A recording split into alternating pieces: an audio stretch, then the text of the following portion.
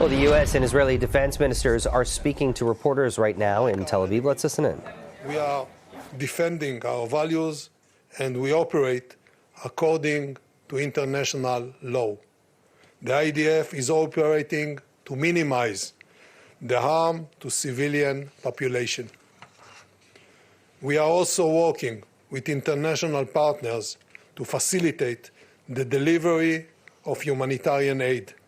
Yet, anytime we discuss humanitarian issues, we must remember the 129 hostages we held in Gaza. This is the most humanitarian issue.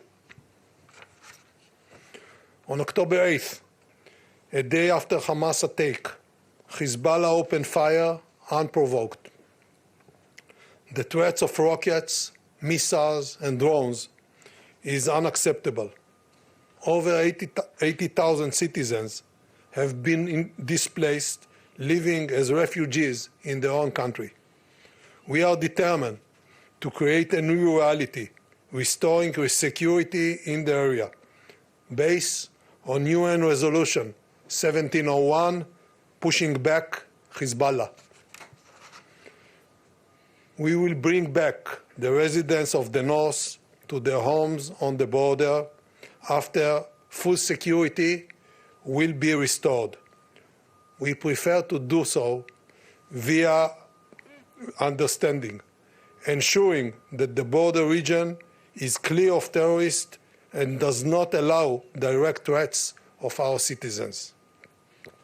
If such a process will not be implemented diplomatically, we will not hesitate to act. Today, we also discuss the growing global threat posed by the Houthis terrorist organization. Their action threatens international freedom of navigation, and their reckless behavior, firing ballistic missiles, cruise missiles, and drones against Israel, can drag the region into war. The State of Israel values U.S. leadership, and we will support international efforts. At the same time, we maintain the right to take all the actions necessary to defend our sovereignty and our citizens. Hamas, Hezbollah, and the Houthis are funded, supported, and trained by one source of evil, Iran. And unfortunately, this is only their secondary effort. Iran's major effort is acquiring military nuclear capabilities, and this continues even now. We are aware of their actions, and we are ready to defend ourselves. We must take a stand. The world is watching us now. This includes our enemies, Hamas, Hezbollah, and Iran. The image they see today is powerful as we stand here united.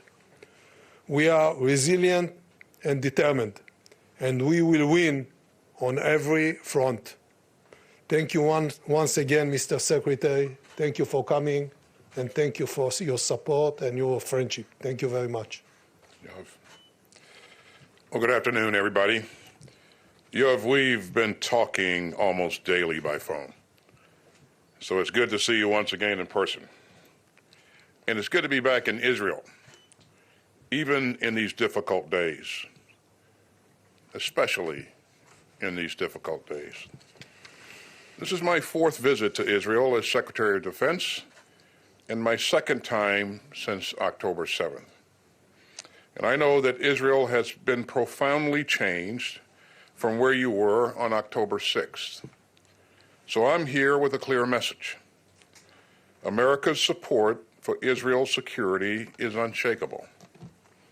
And Israel is not alone. At a time of mourning, a real friend shows up. And I know how terrible these days have been for the Israeli people. And I know that October 7th touched everyone in this small democracy. So let me again extend my deepest condolences to Minister Gadi Eisenkot, who has been sitting Shiva for his 25-year-old son and mourning his nephew after they both fell in Gaza. On October 7th, Hamas committed one of the worst atrocities in the history of modern terrorism. As President Biden said, it was an act of sheer evil. Innocent young people at a concert were massacred. Parents were shot in front of their children. Women were sexually assaulted. Toddlers and Holocaust survivors were taken hostage. And for Hamas, that was just the beginning. Hamas has clearly and loudly spelled out its vision of the future, and it is to repeat October 7th over and over and over again. No country should tolerate such a danger. And Israel has every right to defend itself against a fanatical terrorist group whose stated purpose is to murder Jews and eradicate the Jewish state. Hamas is still holding hostages, including American citizens. Hamas embeds itself and hides itself behind innocent Palestinian civilians. Hamas does not speak for the Palestinian people. And Hamas is determined to doom both Israelis and Palestinians to an unending cycle of suffering and strife. So make no mistake, Hamas should never again be able to project terror from Gaza into the sovereign state of Israel. And we will continue to work together for a safer, more secure future for Israel and a brighter future for the Palestinians. The United States will keep pushing relentlessly for the safe return of hostages in Gaza. And we will continue to help Israel in its efforts to bring them all home. Thanks to the personal leadership of President Biden, we helped to broker a deal that got out more than 100 hostages. But this remains a top priority for the United States from President Biden on down. And we will continue to do everything that we can to bring home every man, every woman, and every child seized by Hamas. Now, the United States has been clear and consistent since Hamas started this war on October 7th. Democracies are stronger and more secure when we uphold the law of war.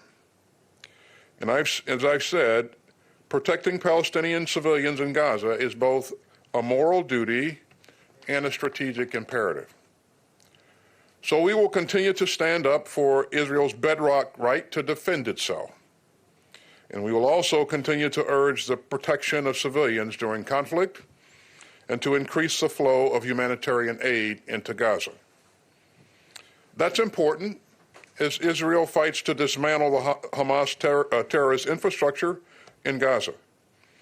And it will also be crucial for our work with our allies and partners after the fighting stops.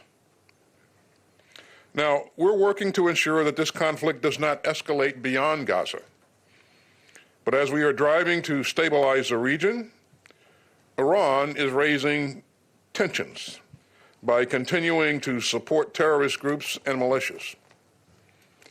Attacks by these Iranian proxies threaten the region's citizens and risk a broader conflict. Of course, the United States does not seek war, and we urgently call on Iran to take steps to de-escalate. Now, in my meetings today, we've been listening to U.S. Defense Minister Lloyd Austin alongside Israel's Defense Minister speaking to reporters. Austin is in Israel speaking with his Israeli counterparts about the ongoing war with Israel and Hamas.